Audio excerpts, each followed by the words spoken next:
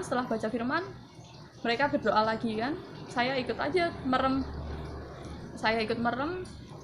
tapi saat itu saya nggak tahu gimana apa yang saya katakan, tapi tiba-tiba saya merasakan dilawat Tuhan saat itu. Kayak apa ya, rasanya kayak dipeluk Tuhan gitu. Saya nggak bisa melihat alam roh dan lain-lain, enggak, tapi saya merasakan dalam hati saya Tuhan itu berbicara, akulah Bapamu yang kekal, kasih yang selama ini kamu cari itu ada padaku. Tuhan kayak ngomong sama saya. Yang saya ucapkan seperti ini, asyhadu an la ilaha illallah wa Isa ruhullah. Saya nggak tahu yang gurung itu pendeta, Roh Kudus, Roh Allah. Tiba-tiba Gilbert berkhotbah, orang Kristen tidak bisa disantet. Apa gunanya sehat kalau mati masuk neraka? Bagi saya mujizat terbesar adalah nama saya tertulis di dalam kitab kehidupan. Harusnya di bulan April saya pindah agama, tapi oleh karena kasih karunia Tuhan itu akan terjadi dalam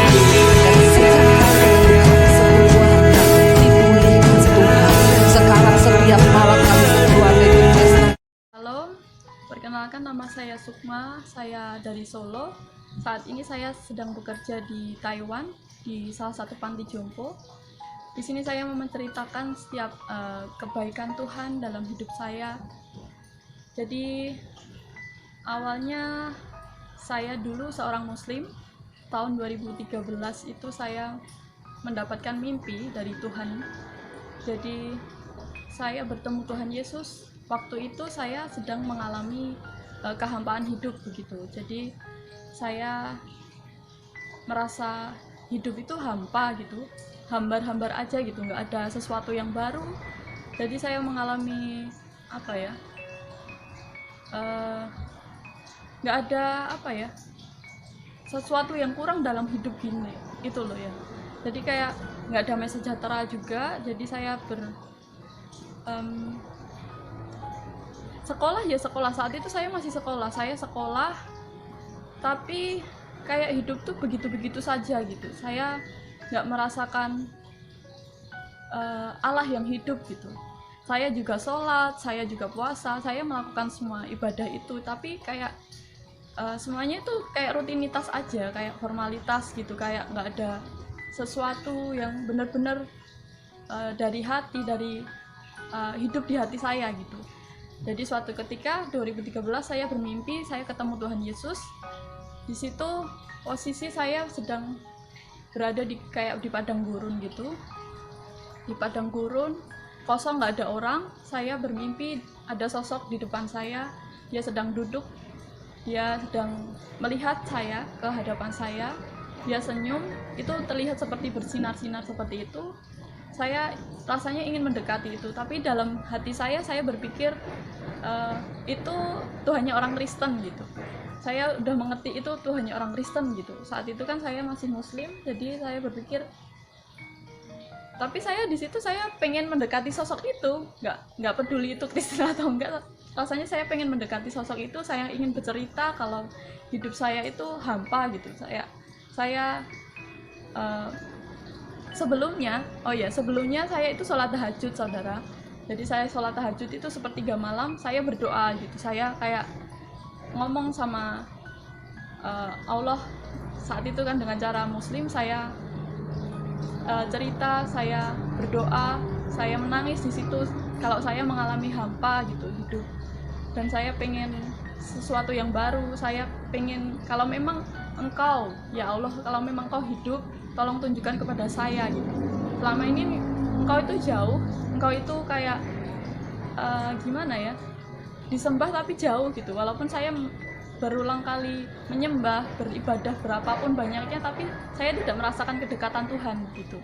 Saya kayak menantang Tuhan gitu, kalau memang Kau hidup tolong tunjukkan kepada saya. Saya itu nangis sampai terus saya habis itu tidur. Nah, saya dapat mimpi itu tadi, saya ketemu Tuhan Yesus itu. Rasanya saya pengen mendekati sosok itu. Baru satu langkah saya pengen mendekati sosok itu, tiba-tiba ada banyak lalu lalang orang. Padahal tadinya nggak ada orang, tiba-tiba ada banyak lalu lalang orang gitu. Kayak suasananya kayak zaman dulu kayak gitu. Masih pada pakai sorban kayak gitu. Terus habis itu saya bangun. Sampai di situ saya terus langsung nggak bukan langsung percaya langsung jadi Kristen, enggak juga. Saya masih bertanya-tanya apa ya maksudnya itu mimpinya. Terus saya ngomong sama teman saya yang Kristen di sekolah, saya hubungi, saat itu masih SMS, belum ada WhatsApp. Saya SMS teman saya, kalau saya mimpi begini, saya ketemu Tuhanmu. Terus singkat cerita, mereka mengajak saya untuk berdoa di sekolah. Tapi saya nggak mau dikristenkan, saya nggak mau jadi Kristen gitu. Saya nggak suka sama orang Kristen gitu, ilfil saja sama orang-orang Kristen. Terus beberapa kali mereka mengajak saya berdoa, terus saya maulah, sungkan kan diajak terus nggak mau kan. Ya udah saya maulah, untuk kali ini saya mau. Dan saat ikut berdoa, nggak kebetulan saat itu di Firehouse Manahan yang berkhotbah hidup pas itu adalah Mas Yoyo. Nah, Mas Yoyo itu padahal anak guru saya di SMP. Saat itu kan saya di SMA masih kenaikan kelas 2 itu. Dia khotbah di situ kok kayak pernah kenal gitu. Dan ternyata setelah selesai ibadah memang itu anaknya guru saya gitu. Nah, terus waktu itu pas awal-awal ibadah itu juga aku ngelihatnya pada bahasa roh gitu, kayak baca jimat atau apa gitu. Mereka tuh kayak ngomong apa gitu. Aku cuma ngeliatin aja mereka berdoa, mereka nutup mata, dan terus ada yang baca firman. Setelah baca firman mereka berdoa lagi kan. Saya ikut aja merem. Tapi saat itu saya nggak tahu gimana apa yang saya katakan, tapi tiba-tiba saya merasakan dilawat Tuhan saat itu. Kayak apa ya, rasanya kayak dipeluk Tuhan gitu. Saya nggak bisa melihat alam roh dan lain-lain, enggak, tapi saya merasakan dalam hati saya Tuhan itu berbicara, akulah Bapamu yang kekal, kasih yang selama ini kamu cari itu ada padaku. Tuhan kayak ngomong sama saya gitu. Saya udah gimana ya, yang sebelumnya saya sholat tahajud tadi, saya berdoa pengen ketemu Tuhan, itu rasanya udah kejawab gitu. Tuhan itu memang Allah yang hidup gitu. Di situ saya dilawat Tuhan, saya nggak bisa berhenti menangis. Ternyata memang Tuhan itu hidup, Tuhan itu sayang sama saya, Tuhan itu mengasihi saya gitu. Tuhan itu benar-benar hidup gitu. Terus saya dilawat Tuhan, saya didoakan untuk menerima Tuhan Yesus sebagai Tuhan dan Juru Selamat. Dan mulai saat itu saya mulai menerima Tuhan. Dan setelah itu banyak proses yang saya alami, mulai dari tekanan dari keluarga. Mereka kan tidak bisa menerima saya sebagai Kristen, karena dari dulu saya kecil kan Muslim, jadi seakan-akan keluarga tidak bisa mendidik saya gitu. Jadi mereka merasa kecewa. Jadi saya sempat diusir dari rumah itu selama 4 hari. Saya sempat dipukulin juga sama kakak saya karena dikira saya kesurupan kan, kok nekat ke gereja gitu kan. Tapi saya tetap nekat ke gereja karena saya merindukan firman Tuhan, merindukan Tuhan ngomong apa hari ini. Saya selalu merindukan itu. Yang saya nantikan di gereja itu bukan euforia dan lain-lain, bukan itu. Tapi mereka melihatnya saya kesurupan lah dan lain-lain seperti itu, tidak bisa menerima, saya kafir. Tapi setelah 4 hari Tuhan mengubahkan hati mereka dan saya suruh balik ke rumah. Saya balik ke rumah, tapi dengan catatan saya ngomong juga, saya tetap percaya Tuhan Yesus. Kalau memang saya harus pulang ke rumah, saya gitu. Ya udah, tapi harus diam-diam, jangan ngomong sama yang lain gitu. Soalnya saya tinggalnya di satu gang itu keluarga semua gitu, kayak ada om, tante, semuanya satu gang itu keluarga besar gitu. Nanti kalau ada kabar sedikit pun jadi tahu semua gitu. Jadi kamu nggak usah ngomong-ngomong. Ya udah, selama hampir sekitar 1 tahun, setiap saya ke gereja itu selalu diem-diem gitu. Kalau ada teman dari gereja jemput itu harus di gang jauh gitu, saya harus jalan dulu. Saya harus bayar harga. Saat-saat itu saya harus nggak boleh ngomong sama siapapun, nggak boleh. Ya saya nggak ngomong, tapi tetap aja waktunya Tuhan itu selalu tepat gitu. Saat itu saya diem aja, tapi tiba-tiba semuanya dibukakan Tuhan sedikit demi sedikit. Mereka tahu kalau saya itu orang Kristen gitu. Mereka tahu. Tapi ya gimana ya, mungkin kalau secara manusiawi saya pikir nanti mereka marah dan lain-lain, tapi dalam hati tetap sukacita, mau mereka mau menerima atau tidak sih, itu bukan masalah itu juga. Jadi ini tentang keselamatan. Jadi ini keputusan saya. ya begitu. Tapi setelah itu gimana ya, banyak proses yang saya alami di sekolah, di pekerjaan. Saya alami banyak dimana seperti Tuhan Yesus saat dia juga disiksa, diludahi, diapa-apakan sampai dia mati di kayu salib. Itu kan untuk menebus semua manusia. Itu apa ya, menjadi teladan saya gitu.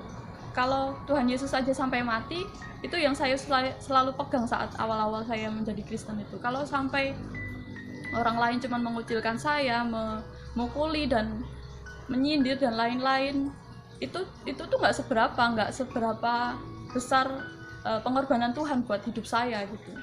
Jadi banyaklah, sampai sekarang pun bukan berarti saya menjadi Kristen dan hidup itu enak-enak saja, nggak begitu. Tapi justru tantangan itu selalu ada, ujian hidup itu selalu ada. Tapi di situ Tuhan selalu memperlihatkan kalau kita itu lebih dari pemenang gitu. Kita bisa melewati setiap ujian-ujian yang kita hadapi di dunia ini gitu dengan kekuatan Tuhan. Gitu. Ya, saya bersyukur sampai sekarang saya bisa bekerja di Taiwan dengan kekuatan Tuhan, dengan hikmat Tuhan saya bisa melakukan semua ini.